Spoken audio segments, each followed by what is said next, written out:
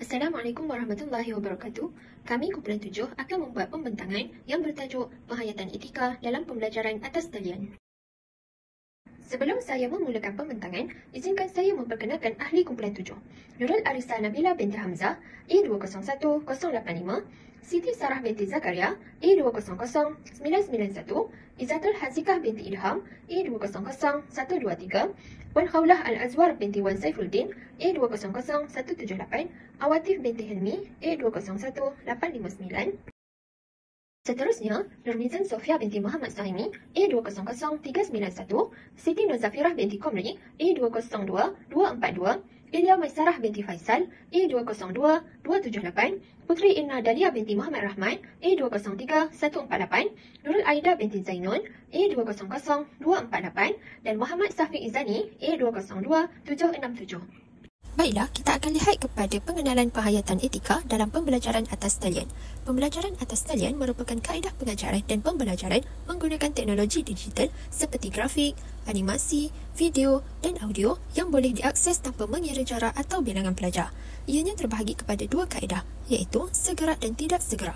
Bagi kaedah segerak, ia merupakan interaksi secara langsung antara guru dan pelajar melalui aplikasi seperti Zoom, Google Meet, Microsoft Teams dan sebagainya. Manakala kaedah tidak segerak pula menekankan pembelajaran kendiri, iaitu bahan pengajaran disediakan oleh guru atau pembicara untuk pelajar mengakses pada bila-bila masa. Dalam konteks ini, etika pelajar amat penting. Menurut Mustafa 2002, etika ialah nilai yang membentuk tingkah laku. Manakala Zahrah 2009 pula menyatakan ia adalah keupayaan menilai antara perkara yang baik dan buruk dan pada akhirnya seseorang itu melakukan perkara yang benar. Oleh itu, etika pelajar dalam pembelajaran atas talian mencerminkan penghormatan terhadap ilmu dan para pendidik meskipun secara jarak jauh. Baiklah, untuk kajian ini, terdapat 5 objektif utama yang ingin dicapai. Pertama, kajian ini bertujuan untuk mengenal pasti konsep etika dalam pembelajaran dalam talian, khususnya dari sudut falsafah dan pandangan Islam. Ini termasuk prinsip adab dan akhlak yang diajarkan dalam Al-Quran, As-Sunnah dan juga panduan ulama seperti ilmu jamaah. Yang kedua, kajian ini ingin menerangkan betapa pentingnya penghayatan etika dalam kalangan pelajar semasa belajar dalam talian. Ini meliputi aspek komunikasi, disiplin diri serta integriti akademik dalam suasana pembelajaran maya. Seterusnya, yang ketiga, kajian ini menghuraikan cabaran-cabaran utama yang dihadapi oleh pelajar dan pensyarah dalam mengamalkan etika ketika belajar dalam talian. Antaranya termasuklah isu peniruan, kurang tanggungjawab peribadi serta penyalahgunaan teknologi dan kecerdasan buatan. Yang keempat, kajian ini menilai kesan serta implikasi jika etika diabaikan semasa pembelajaran dalam talian. Ini melibatkan kesan terhadap prestasi akademik, hubungan antara guru dan pelajar serta reputasi institusi. Dan yang terakhir, kajian ini menganalisis langkah-langkah beretika dan beradab yang boleh diamalkan oleh pelajar berdasarkan panduan tradisional Islam. Tujuannya ialah untuk memastikan pembelajaran dalam etika berlangsung dalam suasana yang berhemah, efektif dan diberkati. Seterusnya, kita akan membincangkan tentang metodologi kajian. Okey, secara umumnya, pelaksanaan kajian ini dilakukan dengan menggunakan kaedah kajian kepustakaan atau menggunakan pendekatan kualitatif yang menggunakan analisis dokumen sebagai kaedah pengumpulan data yang berkaitan dengan penghayatan etika dalam pembelajaran atas talian melalui akhbar dan juga buku. Penyelidikan ini juga mendapatkan maklumat tentang penghayatan etika dalam pembelajaran atas talian dengan lebih mendalam melalui capaian internet seperti artikel dan tesis-tesis yang terdahulu. Jadi, kesemua maklumat yang terhasil daripada internet ini telah memudahkan lagi kajian ini untuk memperolehi maklumat berkaitan penghayatan etika dalam pembelajaran atas talian. Oleh itu, data yang diperolehi dianalisis dan disimpulkan sehingga mendapatkan kesimpulan mengenai kajian ini. Konsep etika dalam pembelajaran dalam talian. Masyarakat yang menyemai nilai etika dalam diri merupakan masyarakat yang mempunyai tanggungjawab moral dan sosial yang tinggi. Keadaan ini boleh melahirkan individu yang mematuhi segala peraturan yang ditetapkan, sekaligus mewujudkan suasana kehidupan yang harmoni dan teratur. Islam sebagai agama yang menyeluruh menyediakan asas etika dan akhlak yang kukuh, sesuai diamalkan oleh semua peringkat manusia dalam era moden ini. Rasulullah SAW merupakan contoh teladan terbaik dalam setiap aspek kehidupan manusia, sebagaimana ditegaskan dalam Al-Quran bahawa baginda adalah uswah hasanah atau ikutan yang baik. Perilaku baginda dalam urusan seharian sama ada yang kecil maupun besar menjadi model akhlak yang perlu diteladani oleh setiap Muslim. Dalam konteks Islam, adab dan etika memainkan peranan yang amat signifikan dalam setiap aspek kehidupan, termasuk dalam bidang pengajian dan pembelajaran. Al-Quran dan Sunnah Rasulullah telah memberikan panduan yang jelas tentang bagaimana seorang Muslim sepatutnya bersikap dan berperilaku ketika menuntut ilmu. Adab menuntut ilmu merangkumi sikap hormat terhadap guru, kejujuran dalam menerima ilmu, ketekunan dalam pembelajaran serta terasa tanggungjawab terhadap ilmu yang diperoleh. Sama ada pembelajaran dijalankan secara bersemuka ataupun secara dalam talian. Prinsip-prinsip etika ini tetap penting kerana ia memberikan kesan yang besar terhadap pemahaman dan penghayatan pelajar terhadap ilmu yang disampaikan. Seterusnya, kepentingan etika dalam pembelajaran dalam talian. Etika merupakan asas pembelajaran dalam talian yang berkesan. Etika menjamin pembelajaran yang amanah, berintegriti dan bertanggungjawab dalam persekitaran maya. Dengan adanya nilai seperti amanah, integriti dan bertanggungjawab, suasana kelas maya akan lebih berkesan dan teratur. Pelajar juga perlu mengelakkan daripada meniru atau menceroboh privasi rakan dan pensyarah. Selain itu, etika juga membantu mengeratkan hubungan antara pelajar dan pensyarah, menghindari isu seperti penipuan akademik, plagiat dan salah guna teknologi, serta membina kepercayaan dan budaya akademik beretika. Apabila semua pihak jujur dan mematuhi peraturan, kita boleh mengelakkan masalah seperti meniru, plagiat atau salah guna teknologi. Sekaligus, reputasi institusi pendidikan juga dapat dijaga dengan baik. Seterusnya, pengamalan etika dalam kelas atas talian turut membentuk disiplin dan sahsiah pelajar, meningkatkan disiplin diri, pengurusan masa dan kerjasama aktif dalam kelas. Sebagai contoh, pelajar dapat hadir kelas tepat pada masa yang telah ditetapkan, memberikan kerjasama semasa aktiviti dijalankan dan juga bijak menguruskan masa dengan baik. Dan yang paling penting, etika menunjukkan tahap kematangan digital seseorang pelajar. Pelajar perlu bijak dan aspek teknikal dan implikasi moral, menjadi individu bertanggungjawab dalam dunia digital.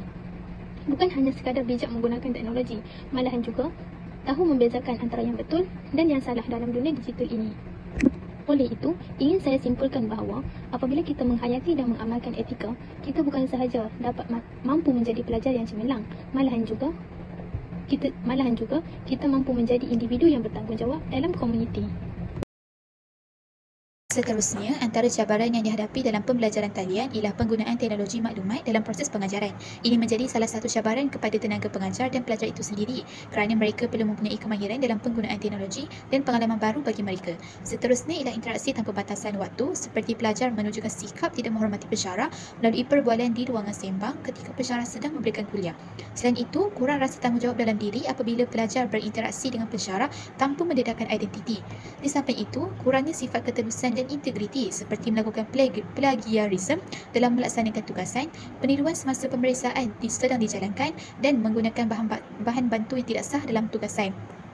Akhir sekali ialah penyalahgunaan artificial intelligence iaitu AI yang terjadi apabila pelajar terlalu bergantung kepada alat perisian tanpa merujuk kajian yang lain seperti artikel jurnal, kitab dan lain-lain. Baiklah, seterusnya saya akan membentangkan langkah beretika dan beradab dalam pembelajaran dalam talian.